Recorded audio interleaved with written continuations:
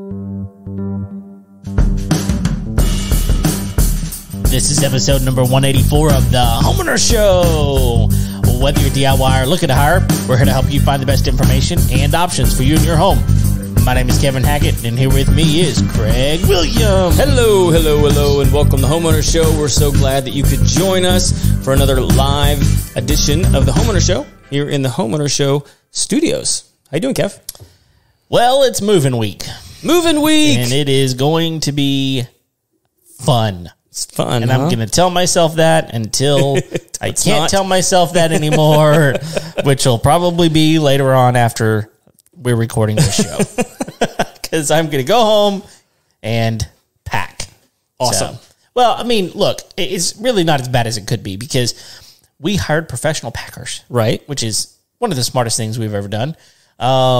Because at this moment in time, we close on our house in 1 week. Okay. From recording this show. And from this moment in time, you know how many things I put in a box or prepared to pack? How many? 0. Awesome. And there's nothing like pressure and time. Exactly. To give you a good old heart attack. Exactly. So, but legitimately, here's the thing. Like, we are going to simply take out the things that we need with us in the little condo we're renting, which is, you know, some dishes and cleaning supplies, toys, clothes. That's about it. I mean, all you really need is like a loaf of bread and some PB&J. Period. And you're good to go. We're good to go. Okay. We can do that for a while. So we're going to pack all that stuff up and move it. And the rest of it, they're going to come in and pack for us. And so we're not going to have to touch it until it's time to move it. And we're going to have some fun Friday and Saturday moving it all. But yeah, I got a little notification today saying I'm moving some stuff on Saturday. That's true. Okay. You signed up for that day. So but honestly, like, it's going to be great because you're going to get there and you're going to be like, oh, it's just got to go in a trailer. Excellent. I can do that. Yeah. Jared, who's been a guest on the show before, he's one of the main reasons that this room is actually in any sort of finished condition. Sure. He and I are doing this on Saturday. Yeah. I don't know if he's coming on Saturday or not. Well, we talked about it. I hope he's coming on. But I thought he was going to be out of town. Either way. He might be out of town. But one of the things we were talking about is one of the most annoying things that you can do as an individual is ask people to come over and help you move. But what you really mean is to come over and help you pack. No. Those are two totally different things. Not okay. I can move stuff all day long. Yeah. You asked me to pack? We're not friends anymore. No. That's not what I signed up for. You didn't. I would not have signed up for that. Like, no, I just want to show up and I want to, move a box or a piece of furniture from point A to point B. Right. And then put it on the truck and send it down the road. Yeah. And then I want to eat. That's right. Like, feed me. Yeah. Feed me. And then we're good. That's actually a good question that we should just like put out to the world. If someone asks you, hey, can you help me move? Which is a big ask. It's a big step forward in the friendship. Yes. It's a big commitment. It is. Because by asking them, the expectation is that when they need to move, you're going to be there. Yep. There's an obligation that's now there. That's right. So, but if someone asks you to help them move and you show up and they're not packed, is that included, or do you walk? I mean, I feel like, or do you expect to help them pack? What? Okay, look, I think there's a really easy way to get out of that. It's like, look, I don't want to pack your stuff, right? And it's not because I don't want to help; it's because I'm afraid to. I'm afraid to. I don't think that I'm qualified for this. Okay. So that, in my opinion, I think it would be perfectly fine to say, "Can I just come back when you're ready to move?" And then I will gladly help. Clearly, you're not ready. You're not ready. Yeah. So I don't know. Steps were missed. Yes. I mean, because like you could get into the semantics of that because we are packing the truck. Yeah. So well, I don't think so.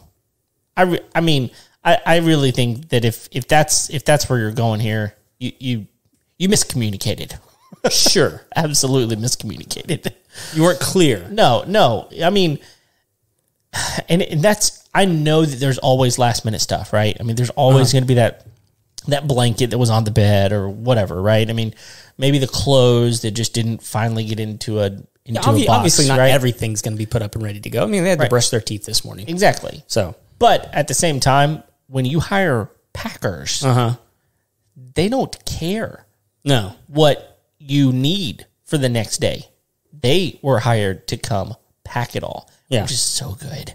It's liberating. Yeah. It's so liberating, you know? So before we get into the episode today, we're gonna do part 2 of some HOA horror stories. Yeah. And really we're doing this right now because we've got a little bit of downtime. We've got a couple of big product reviews that we're doing. We got some big guests coming up next month. So our calendar is just chock full over the next like month and a half. Even like 2 months, I think we're booked pretty solid. Not to say that, like, you know, if you're a celebrity and want to come on the show, we'll make room. Yeah. If we like you. Meh. And even still. So, but today I was actually doing something and I sent you the pictures so we can pull them up. Mm-hmm. I was installing a Casa dimmer switch in my wife and I's bedroom. Okay.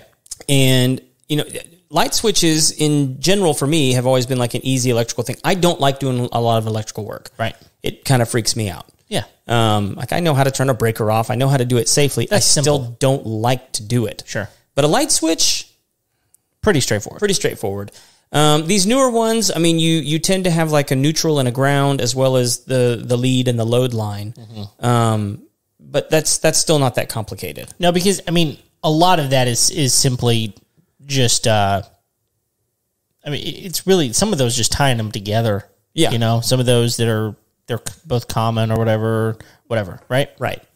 So if you want to, you can pull up the picture of when I opened the light switch. Okay, here it is. It was just a rat's nest of wires.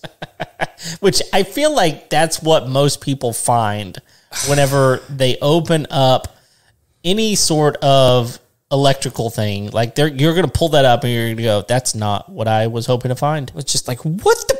Yeah, exactly. Yeah. And so I got it worked to where I could turn on the lights in my bedroom, and the dimmer function was working properly. Hold on. Before we get there, I want to point out something. Yes. When you opened you took off the faceplate, you took out the actual whatever was there, which was a switch, right? Right. I see other. How many black wires were attached? 5. No, attached to the switch? 3. Because I see in this picture a minimum of 4. Yeah, there was 5 total black wires. Okay. And 3 of them were attached to the switch. 2 of them, I don't even know why they were there. And then one of them that was attached. Okay, this is why there was 5, because one of them had actually been pigtailed. Okay. And into a single wire. Okay. Yeah. It's not completely uncommon. It's not completely uncommon, but it was just another mess. Sure. And it had like the biggest wire nut possible on there, which, you know, those boxes, they're not known for their spaciousness. They gotta fit in between studs. I mean, you know, they're not big. They're not big. No. And you know, the switch I was putting back in there is bigger than the one that was already in there. Of course. So, and then I stopped counting on the number of neutral wires. Yeah. It's funny because that happens more often than you think. There's a ton of them. And when I called my brother-in-law, who's an electrician, he'll say, yeah, just put them all together. And that's what this person did. Yeah. So here's the problem I'm facing now. Okay. Is I got the lights in my bedroom to work. Do we want to show the final product? Yeah, yet? you can show that. That's fine. Okay. Because it works and it looks good. Yeah, it's what it looks like. So, and that's what it looks like in the off position. When it's off, it has that little circle on it, and then when you press it, the circle turns off. Okay. And I think that's so you can find it at night. Oh, with the lights off. Smart. Yeah. But it's a Wi-Fi enabled light switch. It's dimmer. You can control it from your phone. You can do voice command on Alexa or Google, or I think those are the only two that, or maybe, I don't know if it does Apple HomeKit. I don't think it does. Probably not. All the good ones don't. But Now the lights in my bathroom don't work. What? Yeah. At all? At all. And I don't know why. Did you miss something inside? No? I not that I know of. Now, it's possible something popped out when I was taking the switch out because things were jammed in there so tight. So, I don't know. I may have to get some line connectors and do some testing. Yeah, because, I mean, if they were all working before, theoretically, you could take that thing out, put it back together, and just figure out, okay, did I do something wrong, or is there another problem somewhere? Yeah. But, I mean, that's the frustrating part. It's like, this was a 5-minute project. Yes. And here I am. Now it's turned into a 2-day project. That's the problem. So, yeah. And honestly, like, this is the bigger thing that happens every time there's a home project, right?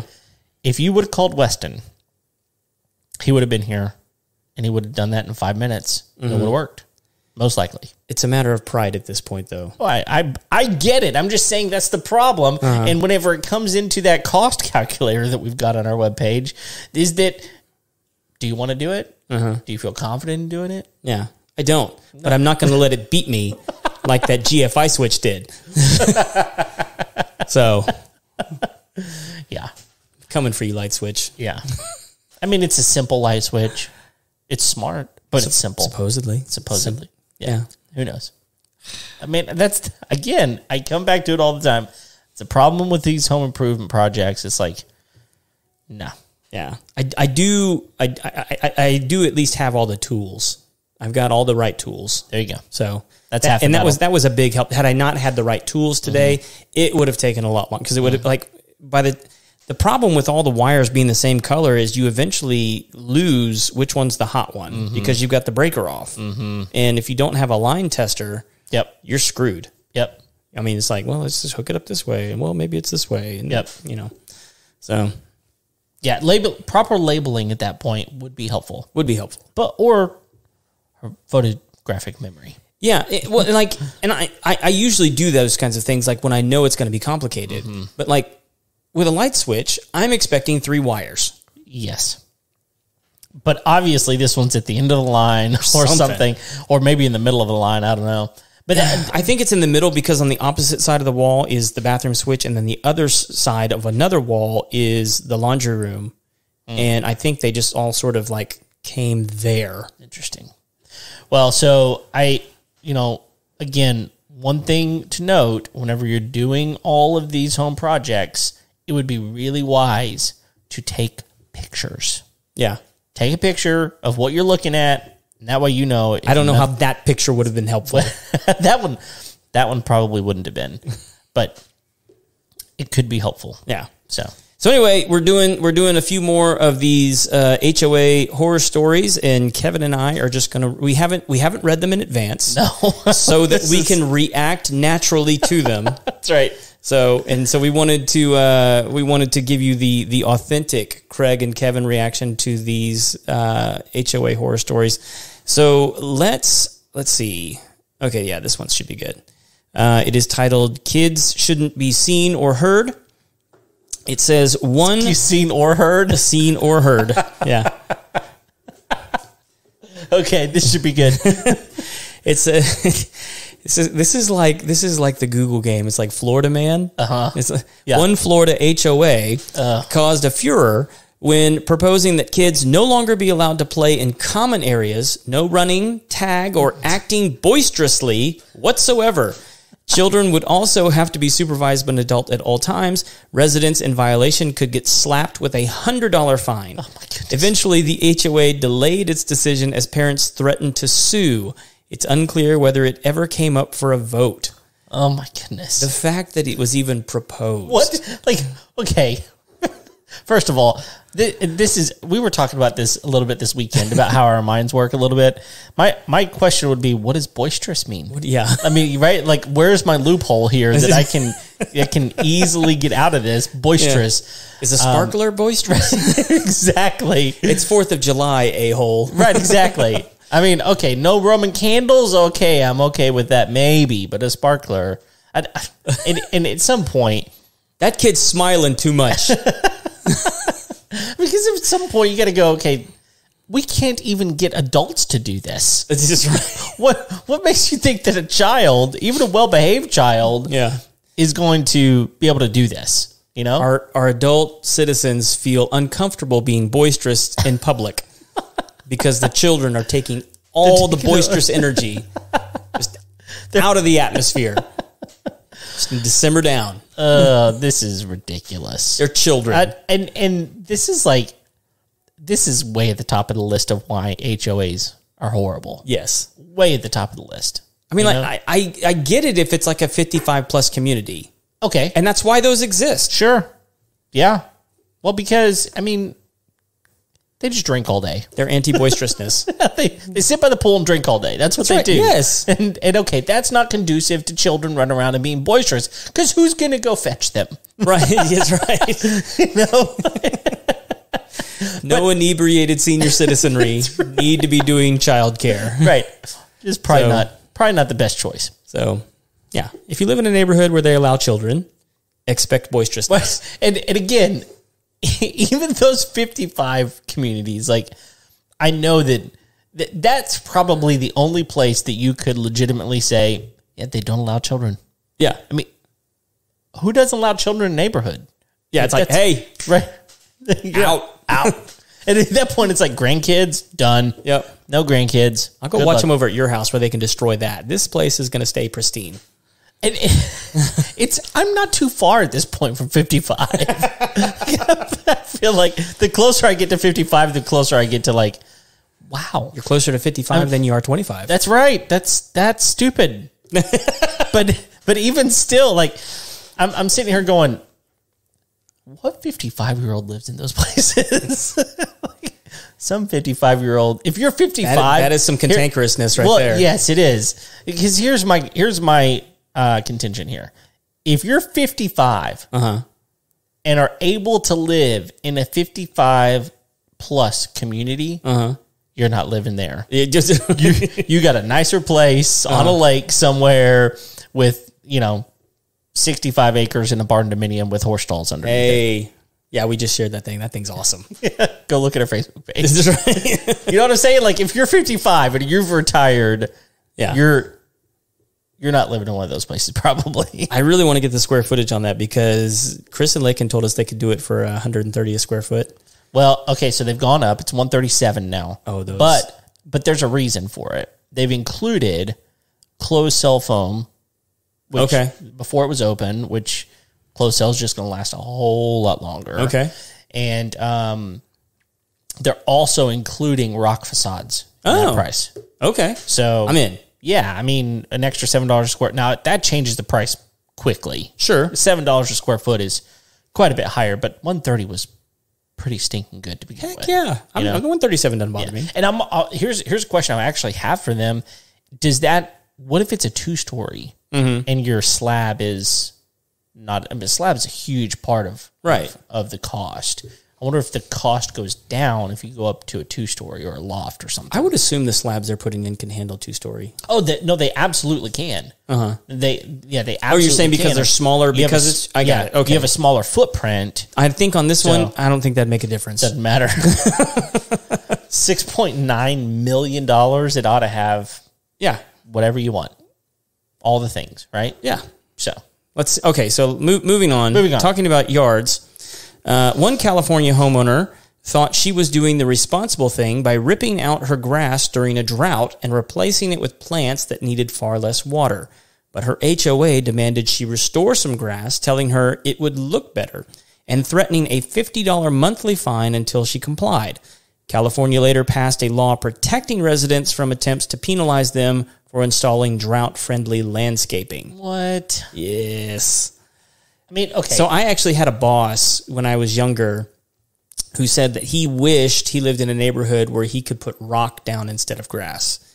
Okay. And that's essentially what they're talking about here is because they're putting in like succulents and cacti and all these kinds of things, which can look really nice. Yes, it can. But this neighborhood's going like, no, you got to have grass. And, she's probably going like, look, I can put in the grass, but it's just going to be brown. Right. Like the rock. Right. Which do you prefer? Yeah. ugly, disgusting, or nice and pretty. Yeah. We'll take ugly and disgusting over Because that. that's what the rest of us have. That's you can't be better than us. And I get it. I mean, grass looks nice. His thing wasn't even like aesthetics. His thing was like, look, I hate mowing, and I hate paying someone to mow, so I can eliminate this permanently by just putting in Pebblestone. Yeah, and I hate Pebblestone. I mean, it's awful. I have some now. You mean awful like to walk on? No, it's awful because I mean, unless you get you remember those honeycomb things you showed me? Yeah. That like keep it in place. Unless you have something installed like that actually keeps the pebbles in place, it gets everywhere. Yeah, it does. I mean, and anytime a person or a dog or anything kind of walks on it, and the wind blows, anything. But you would have to invest in some Roundup For that. Well, unless you did like some, like an underlayment. Yeah. Is that the right word? Sure. Okay. We'll allow it. Okay. So until the HOA tells us otherwise. All right. All right. So this one I know will get you fired up. Okay. It says again, a Florida woman, of course, 55 in the live. The HOAs in Florida just must be I believe it. So, a Florida woman and enthusiastic Disney fan decided to plant a whimsical flower bed in the shape of Mickey Mouse. Perfect. But her unimpressed HOA told her Mickey didn't fit in with the neighborhood and to either remove the flower bed or modify it by removing the ears. She decided to move out, pledging to avoid HOAs in the future. Oh, I'm all in on the Mickey what ears? The homeowner did. This homeowner was within her rights as a person, as a human being with smart mind and sound thinking. This is dumb. It was 3 circles. 3 circles. 3 circles. They just happened to be in the shape. And honestly, unless you're in a helicopter, you wouldn't even know. You wouldn't even know. I'm sure it became kerfuffle when she said, look at my Mickey Mouse ears. Yeah, that was or something like that. She shouldn't have said that. Maybe. Or, who knows? Maybe it's like a former disgruntled employee from Disney or something that was on the board. But really, what's the big deal? Well, and if you've ever been to Disney, you know that Disney does this type of thing all the time, right? Especially in their Flower and Garden Festival. Hidden Mickeys? Hidden Mickeys. Yeah. But they've got these flower arrangements, these patterns that are really quite beautiful. Yeah, they're pretty. And so I'm sitting here going, okay, it probably looked great. It probably looked great. So, I mean, if you're even if it didn't, it's her yard. That's right. I mean, and you're planting things. Most likely it was kept nicely. Yeah. This is dumb. Yep. I got no words. It's just dumb. I mean, I guess you could have put the circles on the bottom and they said, hey, we don't like having the things that's shaped like testicles in the yard. I don't know. That doesn't fit with our community guidelines and standards. That would also it would also not fit within the lines of what they're trying to draw. It's too boisterous. Can't have that. Can't have It'll any attract fun. children. No fun. Let's not have any fun. We're the HOA. That's right. Yeah. All right, let's see. Okay, so here's a different state. So this should be fun. A Maryland HOA decided some homeowners' mailboxes were looking a little run down and did the completely logical thing. Required every homeowner to shell out $500 for new matching mailboxes. One homeowner who just bought a new mailbox on his own decided to fight despite facing a $100 monthly fine for noncompliance. He prevailed in court, but was still on the hook for more than $30,000 in legal fees. What? Over a mailbox. Now, okay, while I am on the side of the homeowner and his choice of mailbox. Yes, me too. That was dumb. Don't look. I get the principle of the thing. Sure. I work with children. And I tell them many times, if you're going to be dumb, don't be stupid. I feel like this is good advice to people in general. Yeah. If you're going to be dumb, don't be stupid. And I feel like that was a little stupid. Yeah. Don't rack up $30,000 in legal fees over a $500 mailbox at all.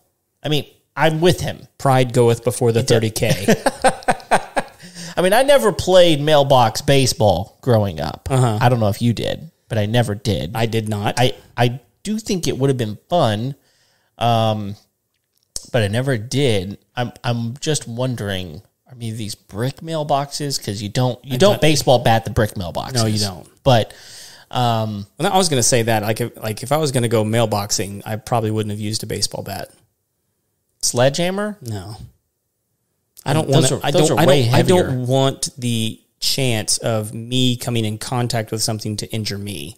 That's exactly what happens most of the time. Fired some sort of projectile. Okay. Yeah. Mm-hmm. So, if I was going to do something like that, but I wouldn't do that because that's dumb. And if you're gonna be dumb, don't be stupid. Don't be stupid. It's good advice. It is. Thank you. Yeah, I appreciate that. Come on, Marilyn, get your stuff together. All right, here we go. Those darn kids are at it again. Okay. This time with chalk. Oh.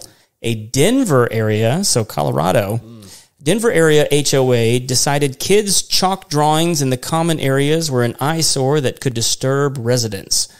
But banning them whipped up so much negative attention that a larger homeowners association in the area took pains to distance itself from the situation. That's really it. Chalk? Really? So here's the thing. I may actually be on the side of the homeowners association on this one. Okay. Like if it was in someone's driveway. Oh, if it's not your own property, right? I can understand that, right? And depending on what's being drawn, right? Sure. If it's Mickey Mouse, yeah, we have issues. Obviously, it's other circles. I don't know. Yeah, but if it's like the park or the pool, like I see no problem in making a rule that hey, no sidewalk chalk. Sure, I'm okay. But you could also be in a community that's like, hey, hippie go free. You can paint whatever you want. Mm-hmm. Like it's your community. You can make your rules. But like if it's your own driveway, unless it's like something obscene, right, or inappropriate, right, draw away. Yep, that's my thought. So, yeah. All right. So this one looks good. A North Carolina homeowner installed vinyl trim on her home in an upscale community, a move approved by the HOA until it wasn't. 6 months after the trim was installed, the HOA reversed course and decided it didn't like it, revoking the homeowner's right to use community amenities and threatening fines and litigation. After a little media attention, the HOA dropped the issue, though. Well, yeah, I would think so. You don't get to approve something and willy-nilly just disapprove it. Now we don't like it, so let's change the rules. Right. Which happens a lot. The rules get changed very often. That's like the seedy underground of HOA stuff. The problem is it's run by people. Yeah. And people can be mean and vindictive and underhanded, and they'll seek power in order to just nudge their neighbor. The HOA is a board, and the board has elected people on it. And look, after an amount of time, you re-pick board members. Right. And people run for that kind of stuff to tell people you can't draw chalk on your driveway. Right. Or that you don't like the vinyl that my neighbor just put up. That's why they get on those boards sometimes. Which I'm no fan of vinyl either. I mean, like I'm sure. Yeah, I don't like it. I don't either. But I mean, that being said, though, if it's legal, and I am saying legal because HOAs are legal entities, right? Mm-hmm. That's the reason that there's these $30,000 lawsuits, because it is a legal piece of thing. Mm-hmm. It's a legal document. What am I trying to say? Legal. It's legal. Or illegal. It's not against the law. Not against, there we go. Anyway, but it's a matter of legality, and so therefore people are going to get on boards to change the laws, and so 1 year you may have something, 2 years later you may have something else, and then no longer are you in compliance. And then you have to move your blue tarp off the sandbox. That's right. You're not bitter about that at all, though. Not at all. So here's something I think a lot of people don't know about HOAs is that if you move into a new community, meaning where they've just started building homes and there's not a lot of people living there. What a lot of people don't understand is those HOAs are actually run by the builder.